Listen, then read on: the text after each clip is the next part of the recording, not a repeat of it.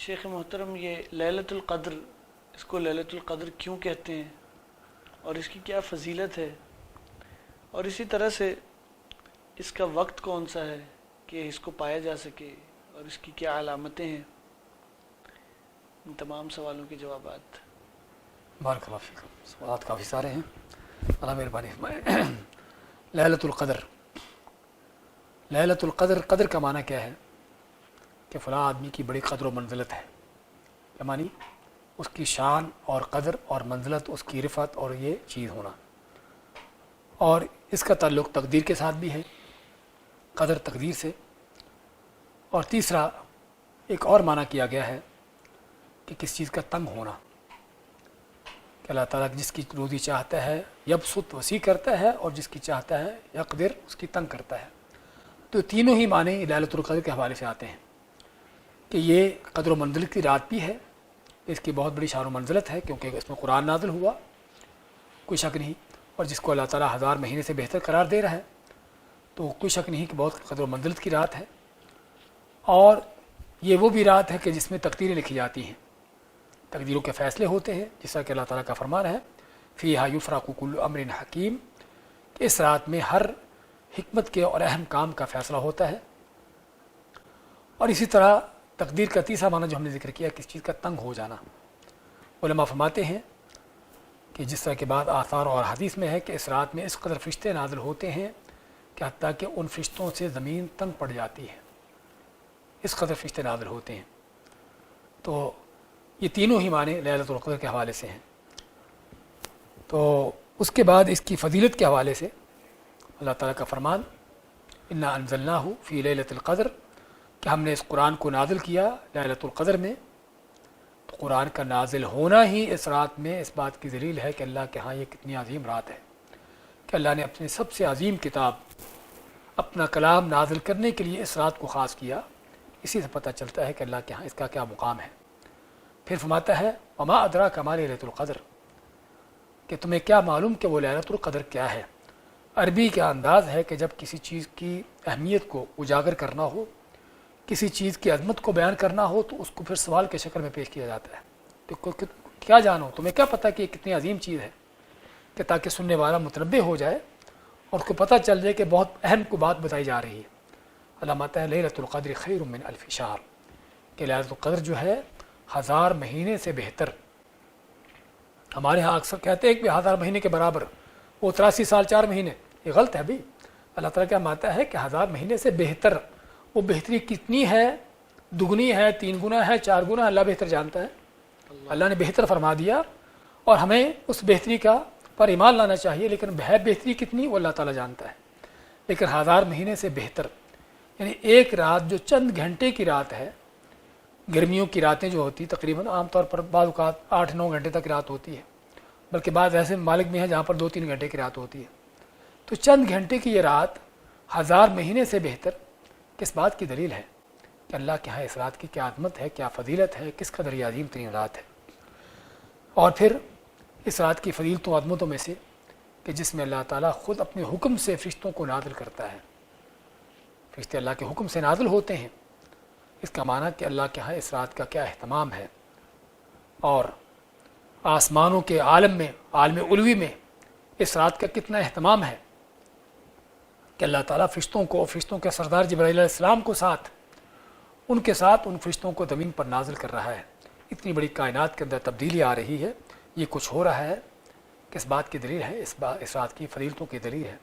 اور پھر یہ رات اللہ کیا فرماتے ہیں سلام ہی حتی مطلع الفجر، کہ فجر طلوع ہونے تک یہ رات امن و سلامتی والی رات ہے۔ تو اور اسی طرح حدیث میں اللہ کے نبی صلی اللہ علیہ وسلم کیا فرماتے ہیں کہ من قام لیلۃ القدر ایمانا واحتسابا غفر له ما تقدم من ذنبه، صحیح بخاری مسلم کی حدیث میں آپ کا فرمان کہ جس نے لیلۃ القدر کو قیام کیا، اور قیام کرنے کے معنی اس کو جاگا، اس میں اللہ کی عبادت کی، اللہ تعالیٰ اس کے سابقہ گناہوں کو معاف کر دیتا ہے، لیکن 2 شرطوں کے ساتھ۔ ایک تو روٹین کے مطابق نہیں، بلکہ اللہ پر ایمان لاتے ہوئے سچے عقیدے کے ساتھ، صحیح توحید کے ساتھ، اور اللہ سے اجر و ثواب لینے کے لیے۔ تو جس رات کو جاگتا ہے اللہ اس کے سابقہ گناہوں کو معاف کر دیتا ہے، صرف چند گھنٹے کی عبادت جس سے سابقہ گناہ معاف ہو رہے ہیں۔ اور دوسری حدیث میں آپ کا فرمان ہے کہ من حرمہا فقد حرم اور من حرم خیرہا فقد حرم، کہ جو اس رات کی خیر سے محروم رہ گیا حقیقی محروم وہ شخص ہے۔ تو اس طرح کی بہت سی فضیلتیں ہیں جو ہمارے سامنے ہونی چاہیے۔ پھر مزید یہ بھی اس کا وقت کیا ہے، اس کے وقت کے حوالے سے رسول کریم صلی اللہ علیہ وسلم کی ایک نہیں بلکہ ایک سے زیادہ احادیث ملتی ہیں جس میں آپ نے اس رات کو آخری عشرے میں، آخری 10 راتوں میں تلاش کرنے کا حکم دیا، التمسوها فی العشر الاواخر من رمضان، کہ اس رات کو تلاش کرو رمضان کی آخری 10 راتوں میں۔ اس روایت کا معنی یہ ہے کہ آخری 10 راتوں میں کوئی بھی رات ہو سکتی ہے، اگرچہ ان 10 راتوں میں جو طاق راتیں ہیں 21ویں 23ویں اس طرح سے، تو یہ زیادہ ہونے کا امکان ہے، اور ان میں بھی ایک بعض روایتوں کے مطابق 27ویں ہونے کا زیادہ امکان ہے، لیکن ہم نہیں کہہ سکتے کہ وہ صرف 27ویں ہے، بلکہ یہ بھی نہیں کہہ سکتے کہ وہ صرف طاق راتیں ہی ہیں، بلکہ آپ کا جو فرمان التمسوها فی العشر الاواخر، ان کو آخری 10 راتوں میں تلاش کرو، اس کا معنی کہ ان 10 راتوں میں کیوں ہو سکتی ہے۔ اور حقیقی طور پر بھی یہی ہے کہ رسول اکرم صلی اللہ علیہ وسلم کے زمانے میں ایک رات جو ہے لیلۃ القدر جو آپ کو دکھائی گئی 24ویں رات تھی، 24ویں رات وہ طاق رات نہیں ہے، تو اس کا معنی ہوا کہ آخری 10 راتوں میں سے کوئی رات بھی ہو سکتی ہے،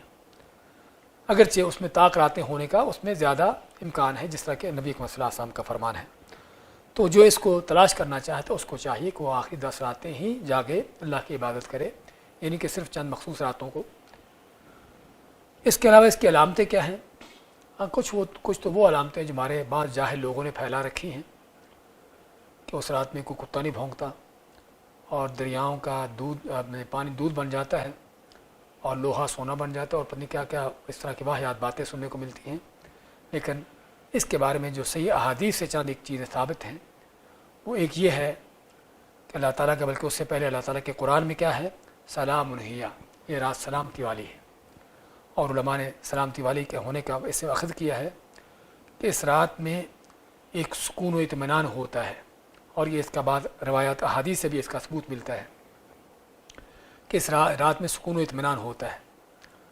اور خصوصاً جو اس رات کی عبادت میں مشغول ہوتے ہیں ان کو جو روحانی سکون ملتا ہے، اور اسی لیے بعض اللہ تعالیٰ کے بندوں کو احساس ہو جاتا ہے کہ یہ لیلۃ القدر ہے، جس طرح سے ان کو ایک روحانی سکون حاصل ہوتا ہے۔ تو اسی طرح نبی اکرم صلی اللہ علیہ وسلم کو بتایا گیا کہ آپ اس رات کے، یعنی کہ اس رات کی نشانی یہ بتائی گئی کہ آپ اس کی صبح میں پانی میں سجدہ کرو گے، پانی اور مٹی میں۔ تو اس رات کو بارش ہوتی ہے، 23ویں رات تھی، آپ جب فجر کی نماز ادا کرتے ہیں تو مسجد نبوی کی چھت، چونکہ پتوں کی چھت تھی، کھجور کے پتوں کی چھت تھی، کوئی لینٹر وینٹر نہیں ڈالے ہوئے تھے، تو کیا ہے کہ بارش ہوتی ہے اور بارش کا پانی مسجد میں ٹپکتا ہے، تو آپ جب سجدہ کرتے ہیں، جب آپ سجدہ کرتے ہیں تو وہاں پر کچھ پانی تھا، یعنی کہ مٹی اور پانی تھا، اس میں سجدہ ہوتا ہے۔ تو آپ کو بتایا گیا تھا کہ یہ رات ہے۔ پھر آپ نے فرمایا کہ اس رات کے اگلے دن جب سورج طلوع ہوتا ہے تو اس سورج کی شعاع نہیں ہوتی، شعاع نہ ہونے کا معنی جو عام طور پر سورج کی تیز شعائیں ہوتی ہیں وہ اس میں نہیں ہوتی۔ اسی طرح کی چند علامتیں احادیث میں آتی ہیں۔ تو یہ ہے جو اس رات کی علامتیں ہیں۔ جہاں تک یہ بھی ذکر کیا جاتا ہے کہ اس رات کو اگر اتنی فضیلتوں کی عظمت کی رات ہے تو اللہ تعالیٰ کو واضح طور پر اللہ نے بیان کیوں نہیں کر دیا کہ کون سی رات ہے۔ اس بارے میں ایک حدیث میں آتا ہے کہ نبی اکرم صلی اللہ علیہ وسلم نے فرمایا کہ مجھے بتا دیا گیا تھا کہ فلاں رات ہے، اور میں تم کو بتانے آ رہا تھا، لیکن رستے میں کوئی 2 لوگ جھگڑ رہے تھے، آپ ان کے صلح کروانے میں، اس پہ اللہ تعالیٰ نے آپ سے اس کا علم اٹھا لیا۔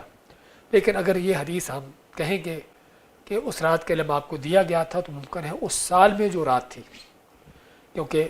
لیلۃ القدر کے حوالے سے علماء کا جو صحیح قول ہے وہ یہ ہے کہ ہر سال وہ ایک ہی رات نہیں ہوتی، بلکہ اللہ تعالیٰ کی حکمت سے، اس کے حکم سے یہ بدلتی رہتی ہے، کبھی 21ویں ہو سکتی ہے، کبھی 22ویں 23ویں، کوئی بھی رات ہو سکتی ہے، اور یہی ہمیں احادیث سے ملتا بھی ہے۔ تو ممکن ہے اس سال وہ رات آپ جو بتانے لوگوں کو آ رہے ہوں، آپ کو بتائی گئی ہو، لیکن اس کا بھی علم آپ سے اٹھا لیا گیا۔ تو اس کا علم نہ دیا جانا، اس میں اللہ تعالیٰ کی کیا حکمت ہے؟ اس کی 2 بڑی حکمتیں ہیں۔ ایک تو تاکہ پتہ چلے کہ کون واقعی خالص مخلص ہے اس رات کو تلاش کرنے میں، اور کون ہے جو صرف ایک رات کو پانا چاہتا ہے، اس کا اور کسی چیز سے تعلق نہیں ہے۔ تو جس آدمی کا مقصد اللہ کی عبادت ہے اور اس رات کو اس کے پانا مقصد ہے، اس کو اس بات کی پرواہ نہیں کہ وہ کون سی رات ہے، وہ ہر رات کو جاگے گا، ہر رات کو عبادت کرے گا، اور پھر پتہ چل جائے گا کہ کون واقعی ہی اللہ کی عبادت میں کتنا اس کی کوشش محنت ہے۔ اور دوسرا ایک اہم ترین مقصد جس میں لوگوں کا ہی فائدہ ہے وہ کیا ہے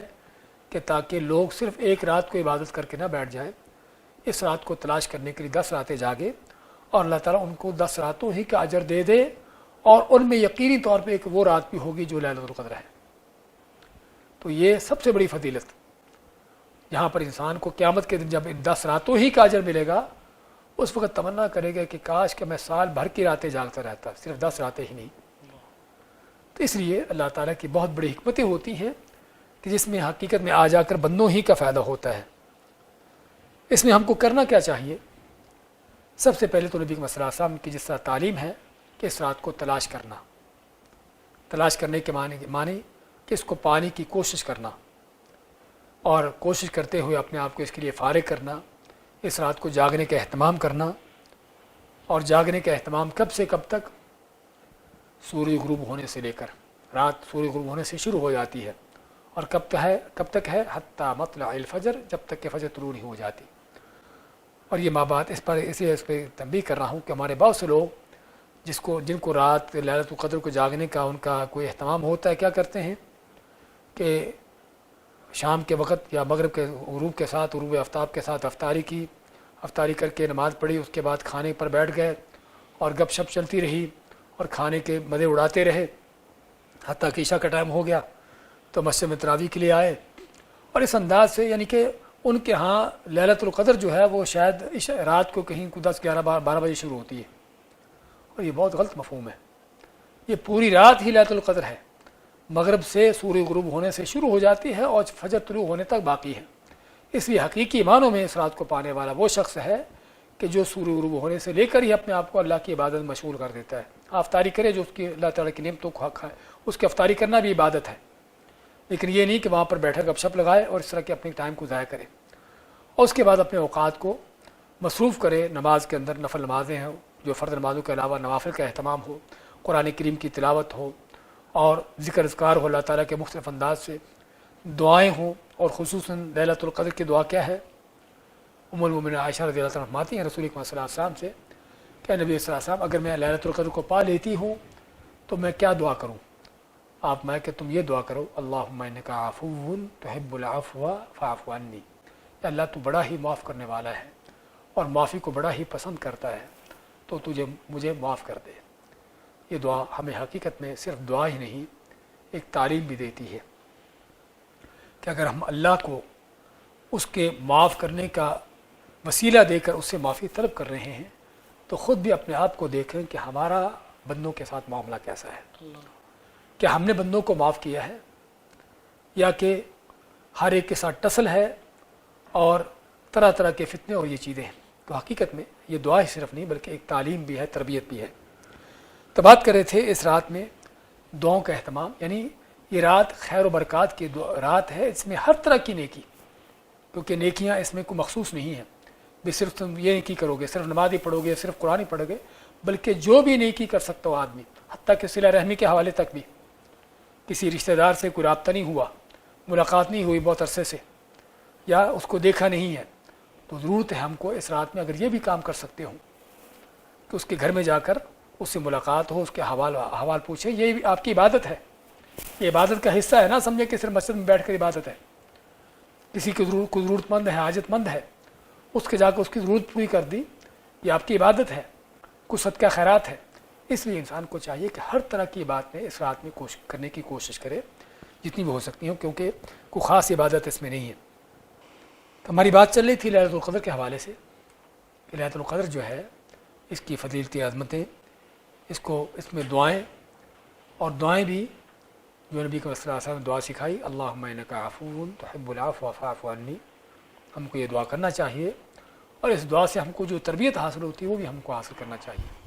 کہ ہم اللہ تعالیٰ کو واسطہ دیتے ہیں اس کے عفو ہونے کا، اس کے درگزر کرنے کا، اس کے معاف کرنے کا۔ ہمیں خود بھی اس صفت کو اپنانا چاہیے بندوں کے ساتھ بھی، تاکہ اللہ تعالیٰ ہم کو معاف کر دے۔ اور پھر مزید اس رات میں ہم صرف دنیا نہ مانگیں، جس طرح کہ علامہ عبدالحمید عبادی اس بات پر تنبیہ کرتے ہیں کہ لیلۃ القدر جو ہے وہ دین کے لیے ہے، دنیا کے لیے نہیں ہے، وہ آخرت کے لیے ہے۔ لیکن بہت سے عام لوگ، عوام الناس جو ہیں، ان کا کام اس رات میں بھی دنیا مانگنا ہوتا ہے۔ اللہ نے سورۃ الحج اپنے سورۃ بقرہ میں حج کے ذکر کیا، حج کے احکام کا ذکر کیا، تو کیا فرمایا؟ فَمِنَ النَّاسِ مَن يَقُولُ رَبَّنَا آتِنَا فِي الدُّنْيَا، کچھ وہ بھی لوگ ہیں کہ جو کہتے ہیں اللہ ہم کو دنیا دے دے۔ اللہ مانتا ہے کہ دنیا ہم کو دینی یا نہیں دینی وہ ہمارا معاملہ ہے، لیکن کیا ہے؟ وَمَا لَهُ فِي الْآخِرَةِ مِنْ خَلَاقٍ، لیکن آخر میں ایسے لوگوں کا کوئی حصہ نہیں۔ لیکن نیک بخت کون ہے؟ وَمِنْهُم مَن يَقُولُ رَبَّنَا آتِنَا فِي الدُّنْيَا حَسَنَةً وَفِي الْآخِرَةِ حَسَنَةً وَقِنَا عَذَابَ النَّارِ۔ ہاں یہ ہے اصل جو مومن کی دعا ہونی چاہیے۔ اس لیے دنیا بھی مانگیے، لیکن اصل آپ کی نظریں آخرت پر ہوں، دین پر ہوں۔ دنیا کے اندر رہتے ہوئے بھی دین، کہ دین پر چلنا، دین کی توفیق ملنا، نیکی کی توفیق ملنا، اور دین کے لیے کوئی کام کر سکنا، کوئی دین کو دنیا سے جانے سے پہلے کوئی ایسا کام کر جائے کہ جو انسان کے مرنے کے بعد بھی جس کا اجر اس کے لیے جاری رہ سکے۔ تو اصل یہ چیز ہے جس کو کرنے کی ضرورت ہے، جس کے دعاؤں کی ضرورت ہے۔ تو باقی اس کو پانے والے کون ہیں؟ یہ بھی سوال کیا تھا کہ لیلۃ القدر کو پانے والے کون ہیں؟ اس کو پانے والا وہ شخص ہے کہ جو سب سے پہلے توحید پرست ہو، صحیح العقیدہ ہو، کیونکہ بعد وہ بھی لوگ لیلۃ القدر کو جاگ رہے ہوتے ہیں اور بڑی ان کی باتیں ریاض سے چل رہی ہوتی ہیں کہ جو اللہ کو چھوڑ کر اوروں سے فریادیں کرتے ہیں، اوروں کو پکارتے ہیں، جن کے دلوں میں عقیدے ہیں کہ اللہ ہی صرف نہیں بلکہ ہمارے فلاں فلاں بھی مشکل کشا ہیں، وہ بھی ہمارے حاجت روا ہیں، وہ بھی ہمارے داتا ہیں، وہ ہمارے غوث ہیں۔ کوئی شک نہیں کہ اس طرح یہ کھلا شرک، ایسے شرک کے ہوتے ہوئے کہ ایمان ہی نہیں، دین ہی نہیں چاہیے کہ لیلۃ القدر ہو۔ اس لیے سب سے بنیادی شرط جو ہے اس کو پانے کی یا پانے والے لوگ وہ لوگ ہیں کہ جو صحیح العقیدہ مسلمان ہیں۔ پھر یہ کہ جنہوں نے اس رات کو اللہ کے لیے خالص ہو کر جاگا ہو، گزارا ہو، کوئی دنیا کو دکھانے کے لیے نہیں کہ میں بڑی لیلۃ القدر جاگ رہا ہوں، یا اور کوئی دنیا کا غرض مقصد جس کا ابھی ہم ذکر کر رہے تھے کہ لیلۃ القدر ہے، اس میں تقدیروں کے فیصلے ہوتے ہیں، کہ چلو اللہ سے اللہ اچھا فیصلہ لکھوا لے۔ ہاں اللہ ممکن ہے آپ کی دعا قبول کر کے دنیا کے آپ کو کوئی نعمت دے دے گا، لیکن وہ لیلۃ القدر کی جو 1000 مہینے کی فضیلتیں ہیں وہ آپ کو نہیں ملے گی۔ وہ اسی کو ملے گی جس نے اس کو اللہ کے لیے خالص ہو کر جاگا۔ من قام لیلۃ القدر ایمانا واحتسابا، نبی اکرم صلی اللہ علیہ وسلم نے جس بات کی تنبیہ کی ہے کہ اللہ کے لیے خالص ہو کر اور سنت کے مطابق، کیونکہ ہمارے ہاں شب قدر جاگنے کی مختلف انداز ہیں، اور انداز ایسے ہیں کہ بعض اوقات بدکاری، فسق و فجور کے انداز ہیں کہ گانے، میوزک اور قوالیاں چل رہی ہوتی ہیں، شرک بدعات جو ہے وہ تو ہے، حتیٰ کہ فسق و فجور کے کام، یہ لیلۃ القدر ہے۔ اور بعض دوسرے لوگوں نے، اور ہم بچپن میں خود بھی یہ چیزیں کرتے دیکھتے رہے ہیں کہ لیلۃ القدر کو بھی کھانے پینے کا وہ رات بنا لی ہے، مٹھائیاں تقسیم ہوتی ہیں، حلوے تقسیم ہوتے ہیں۔ اللہ کے بندو، عبادت کی رات ہے، جاگنے کی رات ہے، اس میں کھانا پینا کم کرو، نہ کہ پہلے وہ افطاری سے گھر میں پیٹ بھر کے آئے اور باقی جو کثر رہ گئی وہ آ کے مسجد میں کھا پی کر یہ رات کو لیلۃ القدر جاگی جا رہی ہے۔ تو اس لیے سنت کے مطابق نبی صلی اللہ علیہ وسلم کی سنت کیا تھی؟ اعتکاف کیے ہوتے تھے مسجد میں، اور پوری رات بیٹھ کر اللہ کی عبادت کرنا، جاگنا،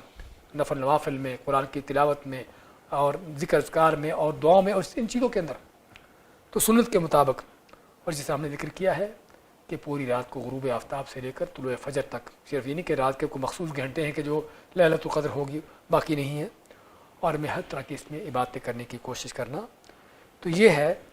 اور خصوصی طور پر اس میں توبہ استغفار،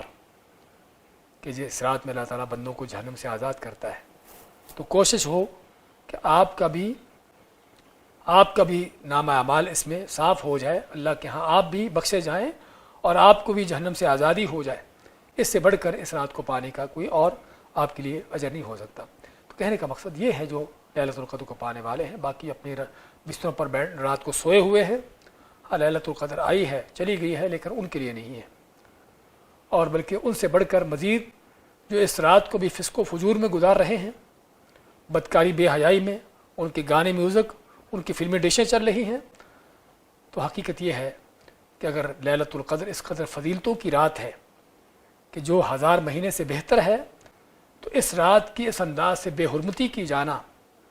اس کی فضیلتوں کے اس انداز سے اس کی دھجیاں اڑائے جانا حقیقت میں اللہ کے دین کا مذاق ہے۔ تو جو گناہ کسی عام رات میں ہو سکتا ہے، لیلۃ القدر میں اس کا گناہ اور بڑھ کر ہے، کیونکہ چاہے جائے کہ وہ اس رات کی فضیلتوں کو جانے، اس میں اللہ کی طرف سے رحمتوں کو پانے کی کوشش کرے، بلکہ اس رات میں بھی اپنے فسق و فجور سے باز نہیں آتا۔ اس لیے ضرورت ہے انسان کو کم از کم ان چیزوں کو سمجھنے کی، جاننے کی اور اللہ کے عذاب سے بچنے کی۔ بارک اللہ فیک۔